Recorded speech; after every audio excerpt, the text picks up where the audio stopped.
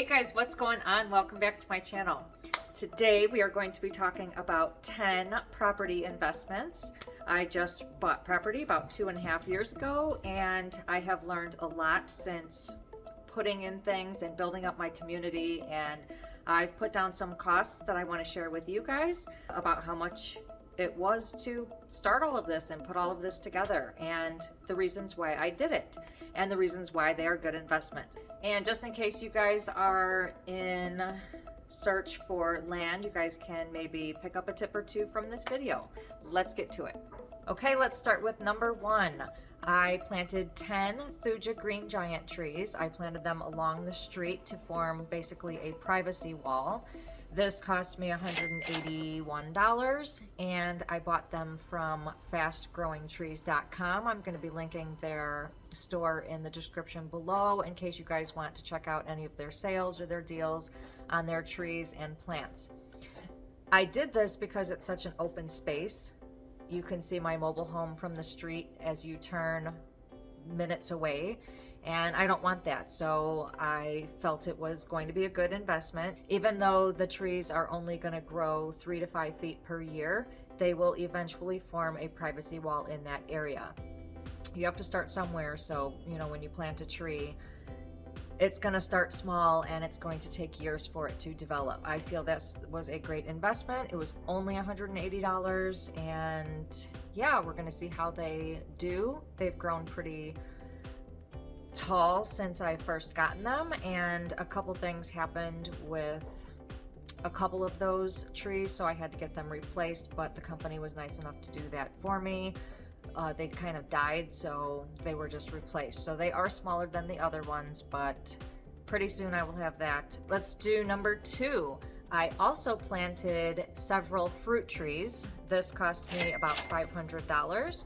And in those fruit trees are a red apple tree, yellow apple tree, a peach tree, 2 pear trees, a plum tree, and 2 pawpaw trees. Now, since I've planted them, only about 6 or 7 of them have taken. The other ones have not. One of the pawpaw trees have taken, but the other one doesn't have any leaves, so they're supposed to pollinate each other. If the one isn't growing, I might have to replace that one. And one of the pear trees isn't growing, but the other one is. They also need each other to pollinate each other, so I don't know what I'm going to do about that. Might have to buy another pear tree as well, but the other ones do have flowers on them, which is a really good thing. This is also a good investment because it's going to provide fruit and food for myself. I'm also going to be selling this stuff, and that provides income for the property. So although they're going to take a few years for them to start fruiting, and until I'll be able to harvest anything from them, it's just a good investment to do right now. Always plant trees because in years you're going to benefit from them. Number 3, I dropped about 6 or 7 loads of gravel, 33C, and it was about 23 tons each. I had these gravel paths laid down at 2 inches thick, and come to think of it, I should have done it at 3 or 4 inches thick because there's lots of weeds growing up through them. But the purpose of this investment was to be able to form a beautiful community, to form walking paths for myself, my guests, instead of just having like the grass. Nobody would have known where to walk if there was just grass out there. So, I formed these paths so that there can be a focus of where you're walking. It did take away some of the flooding parts of the land, which is really good, and it just makes it a lot more scenic and beautiful to look at. This investment cost $31.50, so $3,150. Number 4, I had an RV section poured as well, so I did have about 1 or 2 loads of gravel dropped in this section. Formed 4 different pads for different size rigs to fit on, and this formed my RV section. So I do rent out on Harvest Host and Hip Camp. I'll be linking those in the description also, and this is for passerbyers, travelers, anyone who wants to stay here. They can park in one of the spots. I do have a 25-foot spot, 35-foot, and two 55-foot spots. So there's like something for everyone. Now I designed this RV section in a way that was diverse. You can go in and out multiple ways, back in, pull in. Just because I've learned from past experiences parking at other people's places, the room that I might need for a rig to park on my property. This includes cutting trees down, having them already cut down, and just double pouring the spots, having double spaces. It was an investment that I wanted to do, and so far I believe I've had 35 RV guests in over a year. So this is a good investment. I do have those spots if family or friends also want to come and stay, and we're just going to keep allowing RVs to travel by and stay in the spots. So this cost $1,200. This was also me buying the gravel, and I also bought fire pits for each of the spaces, which is also in that cost. Number 5 is my Wildflower Gardens. So I put in about 6 huge wildflower gardens, and the reason I did this was to basically xeriscape that area, take it away so that I didn't have to mow it. At the time I did not have a ride-on lawnmower. I only had a push lawnmower, and it was exhausting trying to do 4 acres with that push lawnmower. So to take away some of that mowing and also to provide a place for myself and guests to walk, because there's paths in between these wildflower gardens, as well as pollinators to enjoy, I invested in putting in these wildflower gardens.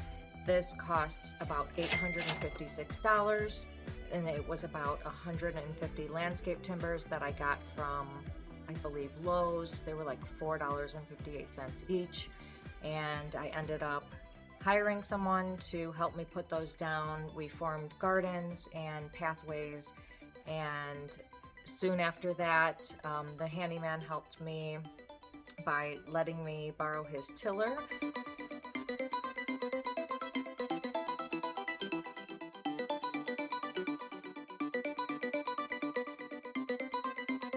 I tilled the inside of those gardens and put down some seeds, and now I have these beautiful wildflower gardens. I have had them for about 2-3 years now, and they just keep coming back up.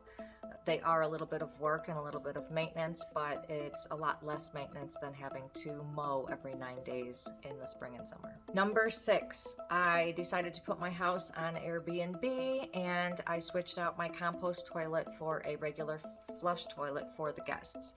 Now, the reason I did this was because I didn't know where I was going to put 30 bags of waste on my property. I didn't have anywhere to put it, and I no longer wanted to put it in the trash, in the garbage. I no longer wanted to use all those plastic bags now that I'm on my own land, but I just couldn't accommodate having a compost toilet. So I did invest in the regular flush toilet. This cost me $2,600, and one of the tricky things with this was I had already paid $1,300 to have septic put from this mobile home to the tiny house.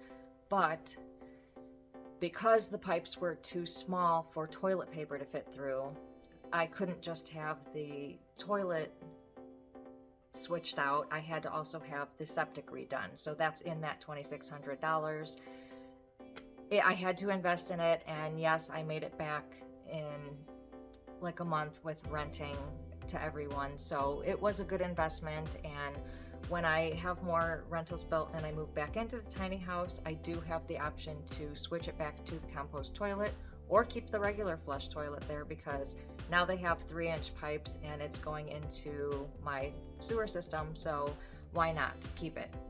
But I could also save that water and swap it out again and do it that way. So we'll see what happens when that happens. Number 7 is my produce gardens.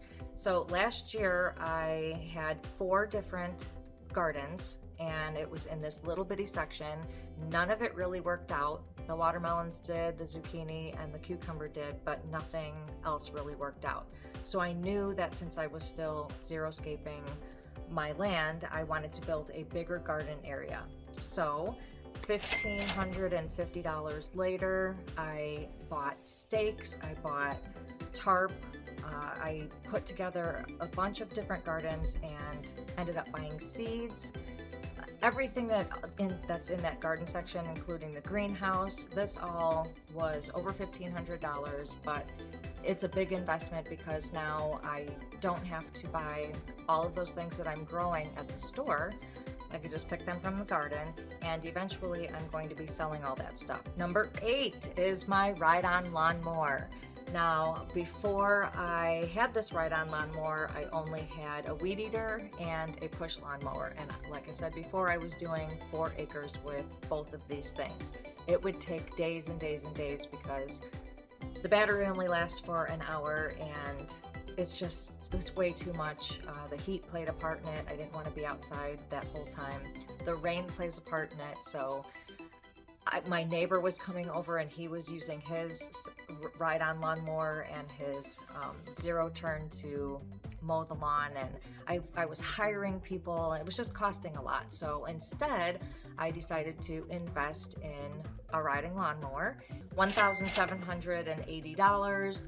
I do believe I got it at Lowe's, and it's a Craftsman. I had it delivered here, and all of a sudden I had a ride-on lawnmower. Now, it's a great investment because it has saved me time. I no longer take all of those days to mow the lawn. I do mow every 9 days, and it takes 1 tank of gas for 4 acres, and it only takes 1 hour. So again, it has saved on time, it has saved on batteries. It was a good investment. I am happy that I have this ride-on lawnmower. I'm happy that I don't have to pay anybody else to do it, or have somebody do their 16 acres, but also my 4 acres. So I'm glad that I got this. It's definitely a good investment if you have over 1 acre of property. Number 9 is my tiny house foundation.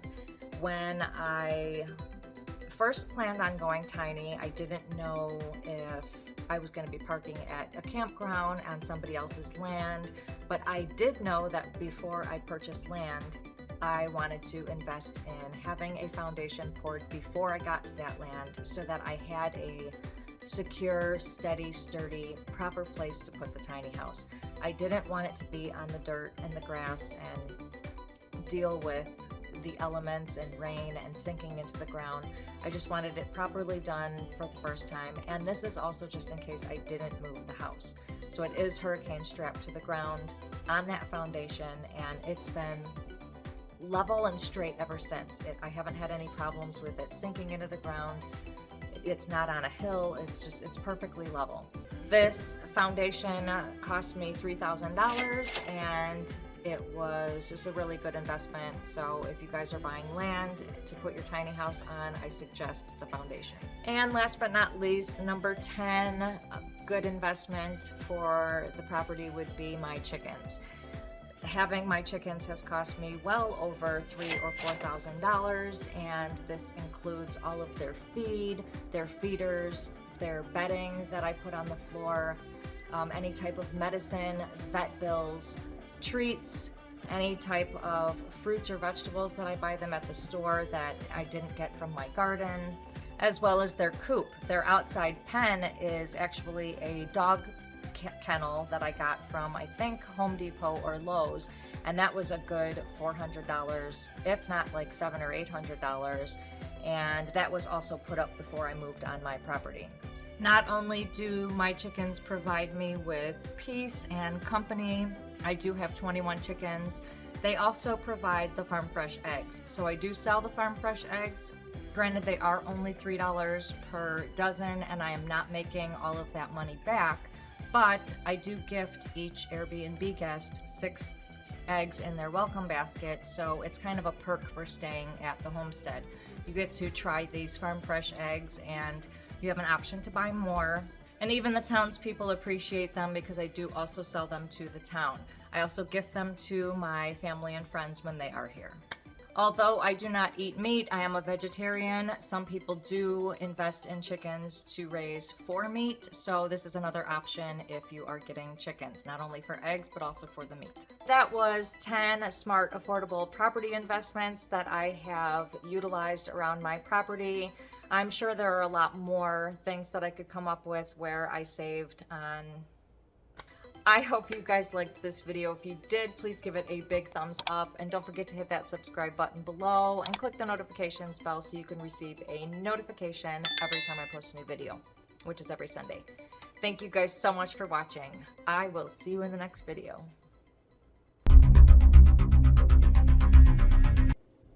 Okay, we're gonna start with number 1. I planted 10 Thuja Green Giants trees. Don't put that. So that was 10 smart, affordable property investments that I have. Don't put that. $80. I bought them from Fast Growing Trees. I will link their store in the description below because they have all these great, don't put any of this. So let's get to the video. Don't put that. So let's get to the video, and don't put that either. Even though it was going to take 3 to, don't put that. A property that's over 1 acre. Don't put that.